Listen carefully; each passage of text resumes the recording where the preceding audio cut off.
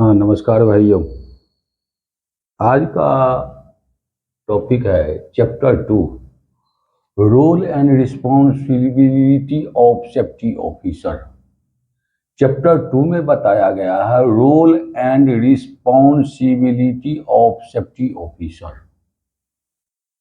हमको एक जगह इंटरव्यू में पूछ दिया गया, what is the role and responsibility of safety officer. Safety officer का क्या रोल है? तो मैंने बोल दिया जो टीबीटी करा रहा हूं। तो टूल बॉक्स तो कौन देता है? बोला मैं देता हूं। ये मैंने गलत बोल दिया था। टूल बॉक्स स्टॉक जो है इंजीनियर देता है, और उसके प्रोटेक्शन के लिए पेपटॉक, पर्सनल इक्विपमेंट प्रोटेक्शन, निजी उपकरण सुरक्षा, ये सेफ्टी ऑफिसर देता है। जो मैंने गलती किया और भूल किया, तो रोल एंड रिस्पॉन्सिबिलिटी को 7 भागों में विभाजित किया गया है। The role and responsibility of the safety officer is divided into 7 parts. इसको 7 भागों में विभाजित किया गया है, जिसमें पहला आता है give the training to site workers. काम करने वाले मजदूरों को, वर्कर को सबसे पहले ट्रेंड करना जरूरी है और ट्रेनिंग देना जरूरी है। इसमें आई कंडक्ट, इसके उत्तर में बताया जाता है, जवाब में, I conduct and participating to all types of safety training like safety induction, TBT training, job specific training, emergency plan, mock drill training and first aid training etc. मैं सभी तरह का ट्रेनिंग आयोजित करता हूं और उसमें भाग लेता हूं। जैसे सेफ्टी इंडक्शन ट्रेनिंग को सुरक्षा प्रेरक ट्रेनिंग बोला जाता है, टीबीटी को टूल बॉक्स टॉक बोला जाता है, इमरजेंसी प्लान, किसी तरह का गड़बड़ी साइड में हो गया तो इमरजेंसी प्लान आपका क्या है। मॉक ड्रिल ट्रेनिंग एक दिया जाता है जो इट इज एन इमरजेंसी रहल सहल। मॉक ड्रिल ट्रेनिंग दिया जाता है किसी तरह का गड़बड़ी होने पर।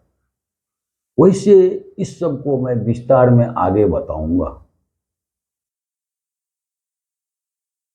लेकिन पहले इस सब पर ध्यान देना आप लोगों को जरूरी है। दूसरा हो गया provide work permit, PPEs and welfare facilities before starting the job. काम चालू करने से पहले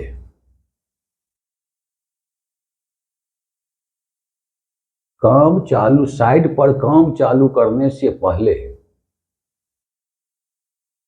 वर्क परमिट देता हूं, इंश्योर कराता हूं, पीपीजी इंश्योर कराता हूं और वेलफेयर फैसिलिटीज भी उपलब्ध कराता हूं। इसके उत्तर में बताया गया है, जवाब में मैं ये बोल सकता हूं, I ensure work permit, PPEs and welfare facilities provide at site on the workplace through line manager environment management plan। मैं लाइन मैनेजर के द्वारा, साइट इंचार्ज के द्वारा वर्क परमिट इंश्योर कराता हूं, पीपीईज निजी सुरक्षा उपकरण इंश्योर कराता हूं और वेलफेयर फैसिलिटीज भी इंश्योर कराता हूं, सुनिश्चित करता हूं, जिसमें वेलफेयर फैसिलिटीज में आ जाता है आपका वॉशिंग फैसिलिटी, पीने का पानी हो गया, rest shed, drinking water, toilet, ये सब आता है। तो दूसरा में हो गया ये चीज। तीसरा में हो गया check the site equipment. Site के इक्विपमेंट को चेक करता हूं। जो भी इक्विपमेंट चल रहा है उसको हम लोग चेकिंग करते हैं और इंस्पेक्शन करते हैं। तीसरा में बताया गया है, इसके जवाब में बताया गया है, I prepare all types of written documents and follow them based on the checklist। मैं चेकलिस्ट के आधार पर प्रत्येक तरह का डॉक्यूमेंट्स तैयार करता हूं साइड में होने वाले,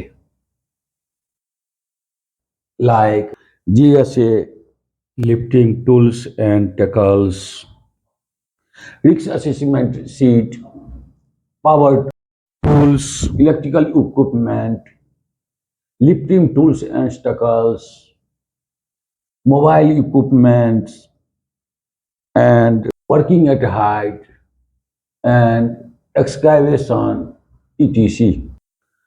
अब जो मैंने बताया GSA, जॉब सेफ्टी एनालिसिस का भी अलग अध्याय, अलग चैप्टर है। वर्क परमिट का भी अलग चैप्टर है। रिस्क असेसमेंट शीट का अलग चैप्टर है। ये सब को बारे में सोचने का अभी जरूरी नहीं है। पहले आप इस बातों पर ध्यान दीजिए। अभी का जो पॉइंट है उसमें आगे मैं और जो भी बचा हुआ रहेगा वो मैं आगे बताऊंगा। मैं सभी प्रकार के रिटन डॉक्यूमेंट्स, लिखित डॉक्यूमेंट्स तैयार करता हूं और चेकलिस्ट के आधार पर उसको फॉलो करता हूं, जिसमें साइड में जितना भी इक्विपमेंट चल रहा है उस इक्विपमेंट को चेकिंग करता हूं चेकलिस्ट के आधार पर। वही हो गया इंस्पेक्शन हो गया। चेक द साइट इक्विपमेंट का इंस्पेक्शन उसी आधार पर हो गया। चौथा हो गया secure the site through observation. Site को ठीक करने के लिए ऑब्जर्वेशन करना जरूरी है। I continuous monitoring outside and identify unsafe act and unsafe condition and take immediate corrective action। मैं साइट पर लगातार विजिट करता हूं, जिसमें असुरक्षित आदमी और असुरक्षित जगह को निरीक्षण करके उसको इमीडिएट तुरंत सुधारात्मक कार्रवाई करता हूं। पांचवा हो गया solve the site problem through meeting. अब ऑब्जर्वेशन के बाद जो भी प्रॉब्लम आता है उसको मीटिंग के द्वारा, मैनेजमेंट मीटिंग के द्वारा उसको सॉल्व करता हूं। I responsible to weekly meeting with my management and committee meeting with client and prepare compliance reports of audits. मैं जिम्मेदारी पूर्वक मैनेजमेंट के द्वारा मीटिंग करके उस प्रॉब्लम को सॉल्व करता हूं और कमिटी मीटिंग करके, क्लाइंट के साथ कमिटी मीटिंग करके उसके ऑडिट का कंप्लायंस रिपोर्ट बनाता हूं। ये हो गया पांचवा। छठा हो गया 6 रिपोर्ट टू कंपनी मैनेजमेंट। अब इतना मुझे जो भी पहले मैं किया उसको कंपनी मैनेज, जो भी अनसेफ एक्ट, जो भी अनसेफ कंडीशन मिला उसको रिपोर्टिंग करना भी एक बहुत बड़ा जिम्मेदारी है जो कंपनी मैनेजमेंट को पता रहना चाहिए। जो साइड में क्या हो रहा है, साइड में हमारा सेफ्टी ऑफिसर क्या कर रहा है, उसके लिए रिपोर्टिंग तैयार करना जरूरी है और रिपोर्टिंग हायर मैनेजमेंट तक पहुंचना जरूरी है। ये अगर रिपोर्टिंग हम लोग कर देते हैं तो समझिए आपका 90% सेफ्टी ऑफिसर का काम हो जाएगा और आप काम में सफल हो जाइएगा। जब तक रिपोर्टिंग नहीं करते हैं, अपने मन के अंदर रखते हैं, तब तक किसको पता है सेफ्टी ऑफिसर क्या कर रहा है।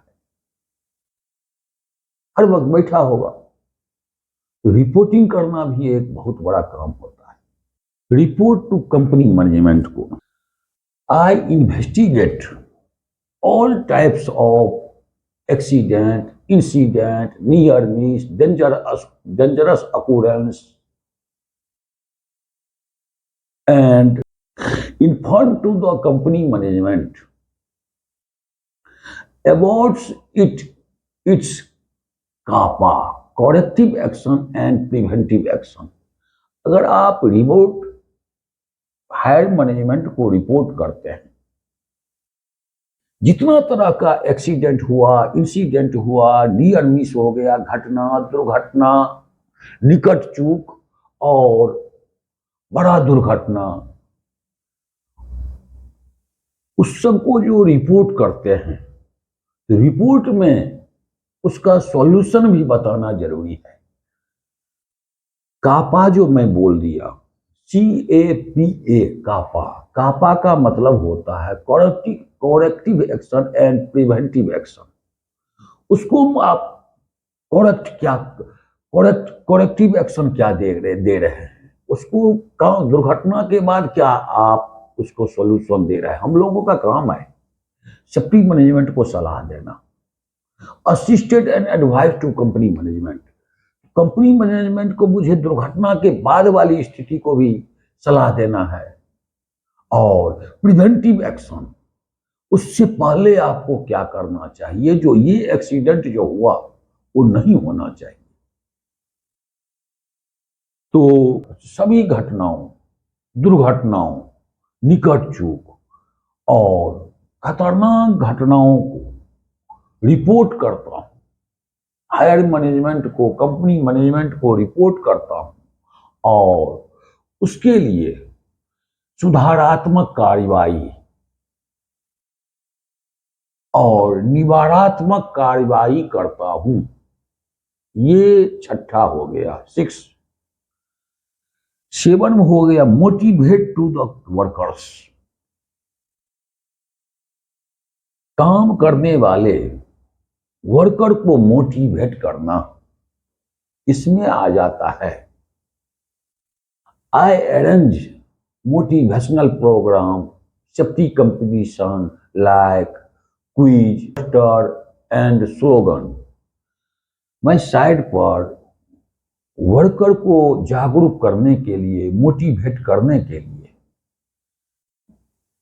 मास मीटिंग करता हूं और वर्कर को प्राइज डिस्ट्रीब्यूशन दे करके जागरूक करता हूं, जिसमें स्लोगन लिखा जाता है, स्लोगन का कंपटीशन करता हूं, नारे का, पोस्टर का, सेफ अनसेफ पिक्चर बनाएगा साइड में, स्कैफोल्डिंग का हो गया या वर्किंग का हाइट का हो गया, पिक्चर बनाएगा।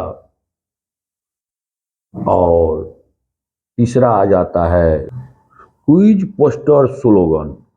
मैं श्रमिकों के लिए सुरक्षा प्रतियोगिता, जैसे प्रश्नोत्तरी, प्रश्न पूछकर, क्वेश्चन पूछकर, पोस्टर का कंपटीशन देखकर, जो पिक्चर बनाकर, और स्लोगन, नारे का कंपटीशन करके प्राइज डिस्ट्रीब्यूट करता हूं। तो हम लोगों का जो है role and responsibility of safety officer का इस तरह 7 है, 7 है, The role and responsibility of the safety officer is divided into 7 parts. First marks, give the training to the site workers.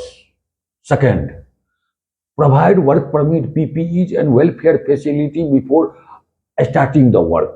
3 point, check the site equipment. 4 point, secure the site through observation. 5 point, solve the site problem through meeting. 6 point, report to company management. And 7 point, motivate to the workers. इतना हम लोगों को role and responsibility of safety officer का काम है। अब कुछ कुछ आदमी हमको ये बता रहा था, और बताता तो बहुत है, जो ये बताइए, लेकिन कल मैं अगला बार ये बताऊंगा, कोई भी काम चालू करने से पहले साइट का लीगल रिक्वायरमेंट क्या सब है, what is the legal requirements before starting the site. Site को चालू करने से पहले लीगल रिक्वायरमेंट्स क्या सब है, इसके बारे में बताऊंगा। ठीक है, थैंक यू, धन्यवाद।